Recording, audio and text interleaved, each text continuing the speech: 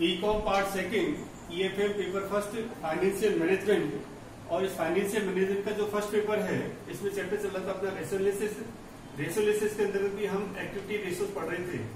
आज के इस वीडियो में पढ़ेंगे फिक्स्ड एसेट टर्नओवर रेशो, स्थायी संपत्ति आवर्त अनुपात।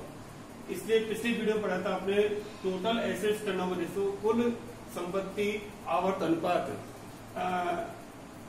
इस स्थायी संपत्ति आवर्त अनुपात के अंतर्गत हम जो टोटल एसेट्स हैं उनमें से केवल जो फिक्स्ड एसेट्स हैं उनको लेंगे काम में, और फिक्स्ड एसेट भी उनमें डेप्रिसिएशन अगर कोई है तो उसको निकालने के बाद जो नेट फिक्स्ड एसेट्स आएंगी उनको हम काम में लेंगे।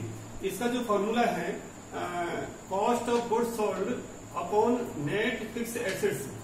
जब आपने टोटल एसेट टर्नओवर रेशियो ज्ञात किया था तब फॉर्मूला क्या था, cost of goods sold upon total assets. तो यहाँ पर चूंकि ये फिक्स्ड एसेट्स क्या है तो यहाँ पर लेंगे अपन cost of goods sold upon net fixed assets. यदि आपके पास में कॉस्ट ऑफ गुड्स सोल्ड की डेटा नहीं है, क्वेश्चन के अंतर्गत इन्फॉर्मेशन उपलब्ध नहीं है और सेल्स दे रखी है तो यहाँ पर आ जाएगा sales upon net fixed assets. चाहे आप कॉस्ट ऑफ गुड्स सोल्ड के आधार पर निकालें अथवा सेल्स के आधार पर निकालें, ये जो रेशो है ये बताता है कि व्यवसाय के अंतर्गत या इंडस्ट्री के अंदर या कंपनी के अंतर्गत जो स्थायी संपत्ति है उनका किस प्रकार से उपयोग किया जा रहा है, उनका कुशलतापूर्वक उपयोग हो रहा है अथवा नहीं हो रहा है। यह अनुपात उत्पादन की लागत कॉस्ट ऑफ गुड्स सोल्ड और फिक्स्ड एसेट्स के मध्य अथवा बिक्री और फिक्स्ड एसेट्स के मध्य अनुपातिक संबंध बताता है।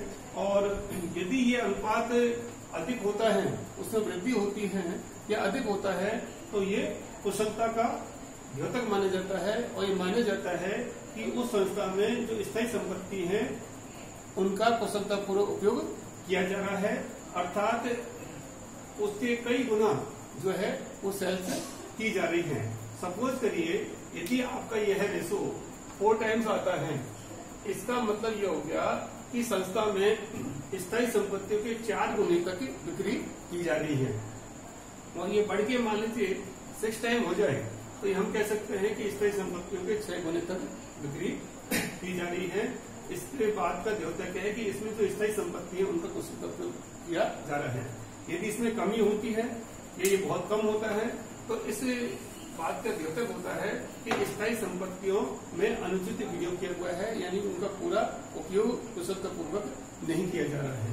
तो अब यहाँ पर मैं एक एग्जाम्पल ले रहा हूँ जिसमें कुछ संपत्तियों का जो पक्ष है उसमें कुछ संपत्तियां दे रखी हैं। जैसे लैंड एंड बिल्डिंग है 70,000 की, प्लांट एंड मशीनरी है 50,000 का, फर्नीचर्स है 30,000 का, स्टॉक है 15,000 का, डेटर्स है यहाँ पे 10,000 के और बीआर है 25,000 की। और सेल्स दे रखी है इसमें सेल्स रुपीज 4,50,000, 4.5 लाख की सेल्स है। अब चूंकि ये फिक्स एसेट टर्नओवर रेशो है तो ये जो क्वेश्चन के अंदर इन्फॉर्मेशन दे रखी है, सबसे पहले आपको कौन सा फॉर्मूला काम में लेना है, क्योंकि इसमें सेल्स के आंकड़े हैं, कॉस्ट ऑफ गुड्स सोल्ड के आंकड़े नहीं है, तो आपको फॉर्मूला काम में लेना है sales upon net fixed asset. तो सेल्स तो इसमें दे रखी है 4,50,000 अपॉन नेट फिक्स्ड एसेट। अब इसमें देखना है कि लैंड एंड बिल्डिंग क्या है, फिक्स्ड एसेट्स है 70,000 की। फिर प्लांट एंड मशीनरी ये भी फिक्स्ड एसेट्स है 50,000।